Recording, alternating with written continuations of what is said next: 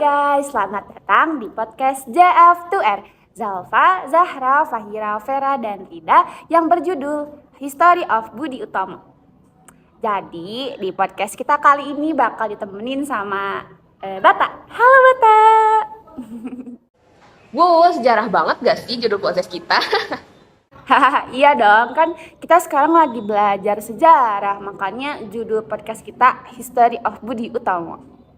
Guys, tadi kan jadi disebutin tuh nama podcast kita. Nama itu ZF2R. Sebenarnya apa sih artinya ZF2R itu? Aku jadi kepo nih. Nah, jadi gini. Z2R itu kepanjangan dari Z buat Zahra dan Zalfa, terus F-nya itu buat Fahira dan Vera. Karena mereka ada berdua, yang Z-nya ada dua, juga F-nya ada dua kan. Nah, R itu buat aku sendiri, Rida. Wah, gila, keren banget sih. Parah.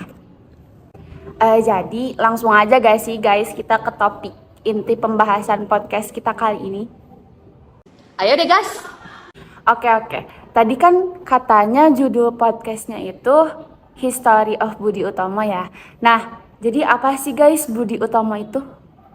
Jadi, Budi Utomo itu adalah organisasi pemuda yang didirikan oleh Sutomo dan para mahasiswa School Thought Opleiding van Inlandse Artsen. Susah banget ya ngomongnya ya.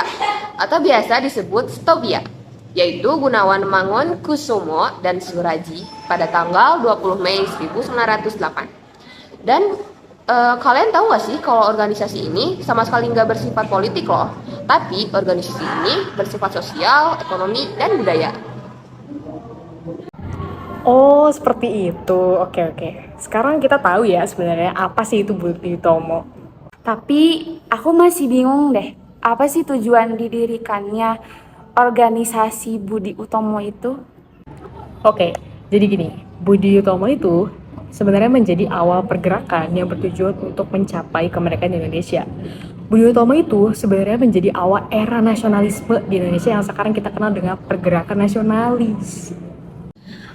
Kalau ada sebuah organisasi, berarti di dalamnya juga pasti ada sebuah anggota yang membentuk organisasi tersebut kan? Bener banget nih Cila. Jadi, tokoh-tokoh yang tercetak sebagai pendiri Budi Utomo terdiri dari 9 orang. Yang pertama itu adalah Muhammad Sulaiman, Gondoswarno, Gunawan Mangunkusumo, Raden Angka Sudirjo, Muhammad Saleh, Raden Mas Gobrek, dan Mr. Suwarno. Oh, banyak juga ya anggotanya. Tapi siapa yang menjadi ketua, sekretaris, bendahara, dan komisaris-komisaris lainnya? Jadi pas masa itu tuh, Sutomo kan menjadi ketua dengan wakilnya kan, yaitu Sulaiman. Nah, pengurus lainnya itu terdiri dari Gondoswarno sebagai sekretaris satu, dan Gunawan sendiri sebagai sekretaris keduanya. Terus ada juga bendahara yang dijabat oleh Angka. Nah, sisa bendahara lainnya itu menjabat sebagai komisaris. Iya, paham. Terus kenapa mereka kepikiran buat namain organisasi itu dengan nama Budi Utomo?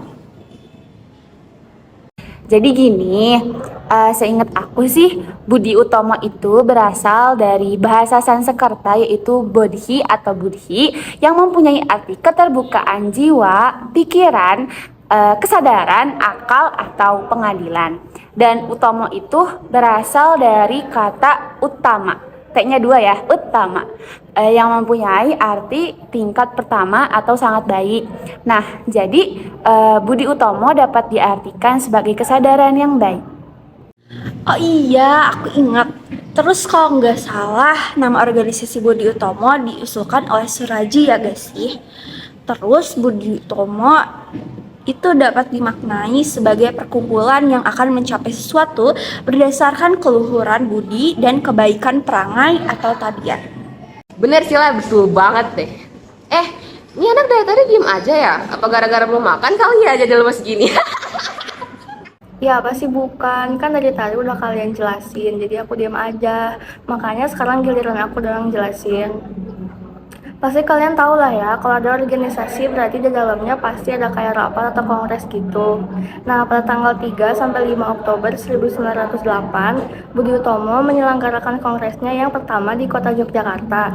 Salah satu agenda yang dibahas merupakan usulan dari Sudiro Husodo untuk mendirikan Badan Bantuan Pendidikan atau Study Funds. Tapi usulan itu ditolak dengan 3 poin penolakan. Yang pertama itu karena keterbatasan gerakan badan bantuan pelajar. yang kedua itu karena kesulitan saat pelaksanaan, dan yang ketiga itu karena aktivitas membantu pelajar merupakan sebagian program pekerjaan Budi Utomo. Nah, meskipun para pelajar Stovia merupakan pendiri awal dari Budi Utomo, mereka menyerahkan kepemimpinan kepada orang-orang yang lebih tua dan berpengalaman sebagai bentuk penghormatan dan untuk menyelesaikan beban studi di Stovia, terutama Sutomo yang masih harus menjalani pendidikan selama 3 tahun. Wow, akhirnya ngomong juga nih anak. Betul sekali Zahra. Dan pada akhirnya kongres tersebut menunjuk Tirto Kusumo sebagai ketua umum dan Wahidin Sudirohusodo sebagai wakil ketua. Kongres tersebut juga mencetuskan tujuan Budi Utomo, yaitu menjamin kehidupan sebagai bangsa yang terhormat serta arah organisasi sebagai organisasi yang berfokus pada pendidikan, pengajaran, dan kebudayaan. Oh iya, dan pada tahun 1909, anggota Budi Utomo pun bertambah mencapai 10.000 anggota. Masa kepemimpinan Tirto Kusumo berlangsung dari tahun 1908 sampai 1911. Tirto Kusumo yang juga merupakan Bupati Karanganyar Kebumen dikenal memiliki karakter kepemimpinan yang kuat, jenius, dan progresif. Selama masa kepemimpinannya, organisasi Budi Utomo menciptakan beberapa gerakan seperti penerbitan majalah, guru desa, serta perubahan kurikulum pengajaran bahasa Belanda yang semula diajarkan dari kelas 3 ke atas menjadi dimulai sejak kelas 1. Masuk akal juga sih. Tapi seingat aku tuh masih ada satu faktor lagi. Nah, gerakan lambat ini juga mungkin bisa disebabkan karena sebagian anggotanya yang memiliki sifat pamrih praja, yaitu sifat takut bertindak gitu. Nah, akibat gerakan yang lambat ini tuh, sebagian besar anggota Budi Utomo juga keluar. Contohnya, kayak Cito Mangunkusumo dan Ki Hajar Dewantara sendiri loh. Tapi kalian jangan salah, meskipun terkesan lambat, berita pendirian Budi Utomo mendapatkan reaksi yang cukup besar dari pemerintahan Belanda. Seperti saat Belanda mengeluarkan keputusan pemerintah pada tanggal 14 September 1908 nomor 12 yang mendirikan Komisi Bacaan Rakyat yang nantinya akan menjadi Balai Pustaka. Oh iya, katanya semenjak dipimpin oleh Raden Adipati Tirto Kusumo, banyak anggota baru Budi Utomo yang bergabung dari kalangan bangsawan dan pejabat kolonial loh. Sehingga makanya itu banyak anggota muda yang memilih untuk menyingkir. Kasian banget ya.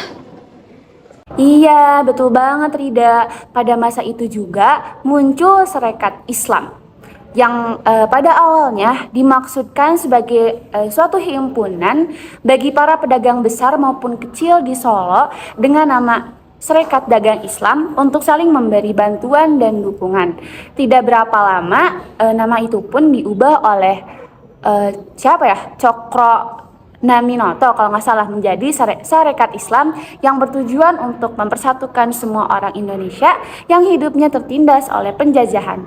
Sudah pasti keberadaan perkumpulan ini ditakuti oleh orang-orang Belanda. Nah iya tuh, makanya dengan munculnya gerakan semacam politik itu menyebabkan Budi Utomo mengalami kemunduran. Nah, kepemimpinan perjuangan orang Indonesia juga diambil oleh Sarekat Islam dan Indonesia Party. Karena dalam arena politik Budi Utomo memang belum ada pengalamannya. Sebenarnya kapan sih pergantian kepemimpinannya? Gak sabar deh denger ceritanya. Oke, sabar Jela. Nah, jadi aku mau nyeritain waktu kepemimpinan yang digantikan oleh Pangeran Aryo Notojirojo. Jadi, kepemimpinan Tirto Kusumo waktu digantiin oleh Pangeran Aryo Notojirojo tadi pada tahun 1911 itu awalnya karena beliau udah nggak sanggup lagi untuk mengikuti arus pergerakan Budi Utomo. Tapi, Budi Utomo juga berhasil mendirikan 3 sekolah. Ada 1 di Solo dan 2 lagi di Yogyakarta.